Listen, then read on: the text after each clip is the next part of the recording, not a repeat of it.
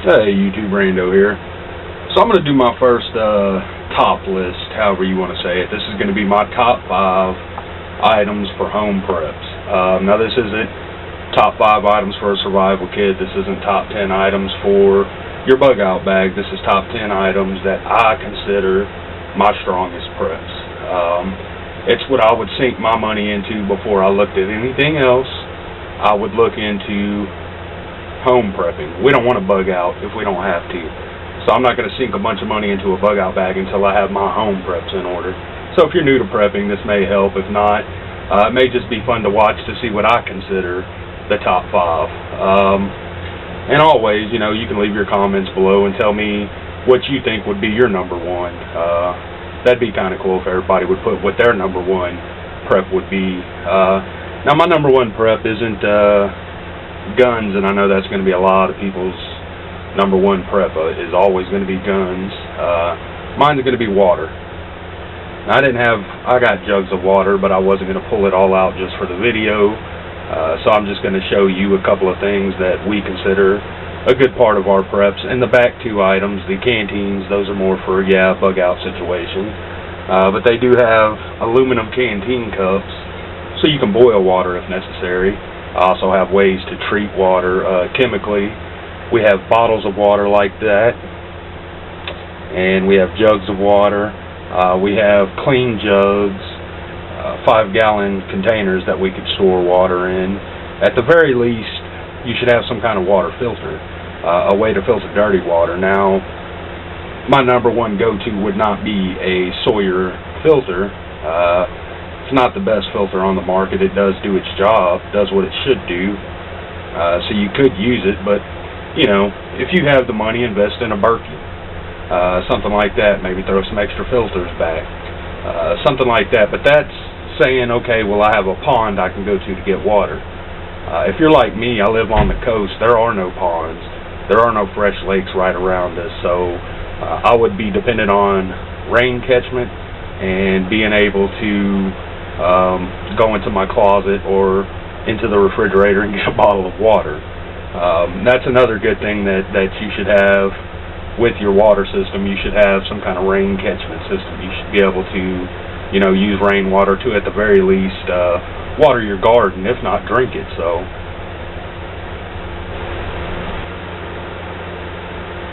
that brings us to number 2 on my list. That's going to be first aid. Again, this may not be the second on your list. It may be the first on your list, or it may be the 10th on your list, whatever. I have 2 small kids. I have a wife that I need to care for. If something happens to them, I need to be able to fix it. Can't get to a hospital, you're going to have to fix it yourself. I have quite a few of these small first aid kits in our arsenal, and I also have a very large home first aid kit it's actually an EMT kit. If you look at the box, it's the same kits the EMTs use. It just has different stuff in it. I'm not sure what they have in theirs, but I know what I keep in mine. I keep a suture kit. I keep liquid bandage, a lot of gauze, a lot of surgical padding, surgical pads, a lot of medical tape, stuff like that in my kit. We're going to show the kit in a future video, our home first aid kit. It's actually how I build all these smaller first aid kits, and when it starts getting down a little bit, I'll go purchase some more medical stuff to throw in it. You don't have to buy high dollar stuff. I just suggest you buy everything sterile. If you're getting gauze pads, make sure it's sterile gauze pads. That's just going to be your best bet to fight infection. Maybe you want to stock up on some fish mocks. I've showed the videos on that before. SHTF happens, can't get to a doctor, got a bacterial infection, you have a abscess tooth, things of this nature. Fish mocks will help knock it out. Definitely have some kind of pain relievers, any kind of prescription medicine that you must have.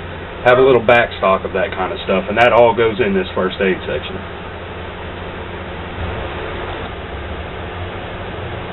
That brings us to number 3. Number 3 is going to be food storage. Now, I know a lot of people that like to go out and buy the Wise food or freeze-dried food or whatever, but just keep in mind that not only now are you putting back water to drink with, sanitation, water in the garden, you're putting back water to cook with. I don't buy any freeze-dried food, really. I think we got 2 or 3 Mountain House pouches for the bug-out bag, and that's about it. I don't get into the freeze-dried stuff. It does last a lot longer than canned goods, or a lot of people go with the cheapest way possible, ramen noodles. Cheap way, you can usually get like 3 packs for $1. You can buy the big cases of them like we do from Sam's, very cheap. You don't have to spend a lot of money on food storage. You can just do rice and beans if that's what you want to do. Now I suggest you throw some other stuff in there as well. Keep up morale, keep the kids happy, keep the wife happy.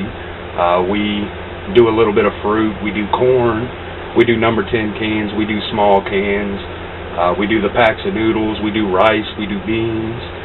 Rice and beans right now, I think we're sitting on over 100 pounds of rice and beans, so we have plenty of rice and beans. So we started throwing in, if anybody's ever watched my food storage series, you can see that we buy food every month just to put back. We probably have right now about a 4-month supply. I suggest everybody have at least a 1-week supply. If you can bump that up to 30 days, that's even better. Over 30 days is a little bit of overkill, and I'll admit that. We do have a little bit of overkill on food storage. However, we go spurts without buying any food. We'll go 2 or 3 months and use a lot of it up, and then we still have 2 or 3 months put back, and we'll start adding to that and build it back up. And that's how we rotate our food storage. We don't do it like everybody else does and rotate can by can. It's just too hectic for how we keep it. I don't have big food storage bins, so you can do food storage really cheap. Go buy you some rice, throw them in some 2-liter bottles with some oxygen absorbers, and you have rice that'll last you 25 years. Keep it in a cool, dark place, last you even longer. Food is number 3 on my list. So this brings us to number 4. And this is going to be kind of controversial because I know there's a lot of people that would definitely put this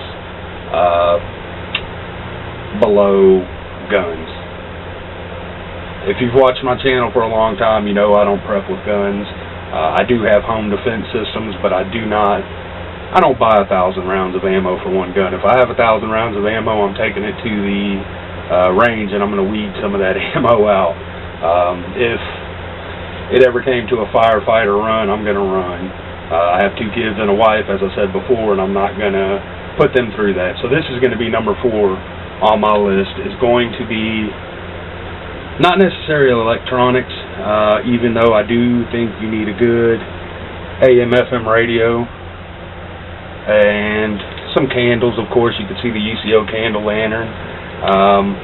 But with your lights, you're going to want a renewable source of energy. You're going to want to be able to recharge it.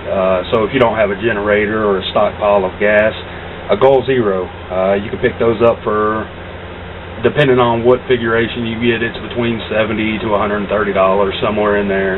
You can recharge your cell phones on that. You can recharge your lights. I can recharge AAA, AA, and 18650s on that. So I can pretty much charge any flashlight that's in my arsenal with that one piece of kit. And I paid $130, and I went ahead and I got the AA set, I got the AAA set, I got the Nomad 7, and I can't remember what the actual solar panels are called, but it's the smaller one. It's not the, the Sherpa. It's the smaller set. 2 solar panels, but it charges things up pretty quick in direct sunlight. So if it's a home kit, you're going to keep it in direct sunlight. You're not walking with it, you're not hiking with it, so just keep it in direct sunlight. It'll charge it really fast. Another way to go is a good solar system. You know, you could have a good home solar system. We don't have that yet. We haven't got that far in our preps. We do plan on getting one soon, a small set, and then we're going to work our way up from there. We're going to do some learning. We're going to do some different experiments with them and see what works better for our situation. And I suggest that's what everybody do. Don't go out and spend, $2,500 on a solar system that may or may not work. And where you're at, you may have a lot of trees. So you may be better off, if you're in a valley, going with wind turbines. You know, so just plug and play and see what works best, and then spend the money on the good stuff. For me right now, we have hand cranks. The Weather X there, I have a Radio Shack radio slash, it's a flashlight, it's all kinds of stuff in one big system. And it's also hand crank. You can charge it off the solar. I can recharge it with the solar panels. Any of the batteries that use any of these lights use, I can recharge with the solar panels. And then something like this is the Harbor Freight solar light, really cheap. I think it was less than $20. It's lasted a really long time. You can see it's beat up on. It lost the handle. We had to tie a piece of rope to it. That's how we keep it hung up. But it still holds a charge, and it still gets bright enough so you could light up a whole room with that one solar lantern. So, not a bad product. Alright, so that's going to bring us to number 5 on my list. And again, this may be number 1 on yours. If it is, that's cool. No problem. And I'm not even going to say firearms. I'm going to say home defense. Some kind of self-defense weapon in the home that you can use that you feel comfortable with. And it's whatever you feel comfortable with. And that's why I threw a couple of fixed blades up there. Because maybe that's all you feel comfortable with. If that's an aluminum baseball bat, that's what you feel comfortable with. If you feel comfortable with an AR, go pick one up. If you can't afford that, you can buy something like this carbine. You can pick up that carbine in 9mm with a box of, say, 50 rounds for $300 or less. With that one, it's a 45, which has a little bit more knockdown power. Less than $400 with 50 rounds. And 50 rounds, you know, people are going to laugh and say, oh, 50 rounds, that's not enough. But honestly, I don't own a lot of ammo for my guns. My guns are more of a collection thing. I collect firearms. All the guns I've been buying lately, I do shoot. But most of my guns, brand new in the box. I sold quite a few of them off, but the ones I did keep are still brand new in the box. I've never shot them, and I've owned some of them for more than 10 years. You know, they're just brand new still. It's new old stock is what I call it. And you can see there's a couple of rifles there. There's a couple of different kinds of pistols. You don't have to spend an arm and a leg on something if you don't want to. You can go buy cheaper pistols and cheaper rifles. You don't have to, you know, buy the big expensive stuff if you don't have the money. You can always put something on layaway. You know, a $200 pistol on layaway. Take your time to pay it off. If they give you 90 days, you know, you can pay what, $25 at a time and pay that off pretty quickly. That would be paid off in 2 months at $25 a week, so look at it like that. If you're doing it from a price point, you can always work something out, especially with pawn shops on used guns. Just if you go to, you know, that's if you want to buy a gun. Just watch what you pay for it and look for a good layaway system that they have where they don't charge extra for putting it on layaway, you know, 10% extra or whatever. Or one guy down here actually charges 30% of whatever the gun costs, and you still have to pay the full price of the gun off. So he's actually making, if you're paying $1,000 for a gun and you put it on layaway with him, you're paying $1,300 for that same gun. So you can always find people that are willing to work with you on layaway plans and stuff like that. Gun shops are notorious for doing that just to get rid of product. But again, if you don't feel comfortable with guns, there's pepper mace, pepper spray, I guess is what I should have said. Taser gun, things like this. Maybe it's a stun gun. Just whatever you feel more comfortable with. That doesn't necessarily have to be a firearm. For me, it's always going to be a firearm. But for others, I know my mom just till recently, while my dad was alive, she had an aluminum baseball bat. That's what she felt comfortable with. My old man didn't have a gun. He didn't care. What he did have was collector items. It wasn't anything he was going to, you know, defend the homestead with. But when he passed away, now she's by herself, she felt like she needed a gun. So we went through my guns. We looked at everything, and she felt more comfortable with a revolver than anything. So that's what I put in my mom's hands. She shot it. She liked it. She knows how to take it apart now. She knows how to reload it. She knows how to do everything with it, so she feels comfortable with that. So just whatever you feel comfortable with as a self-defense weapon. And that's going to close this little episode we did. Maybe we'll do a top 10 one day, and we'll just do these really quick, and then I'll go through my next 5 items. I think we're going to do top 10 bug-out bag items here pretty soon as well, as we're pretty close to closing the gap on what I need for my bug-out bag. We're almost done with it, so I'm really excited to show that here real soon. Be looking out for those videos. That's going to be it for this one. Thanks for watching, YouTube.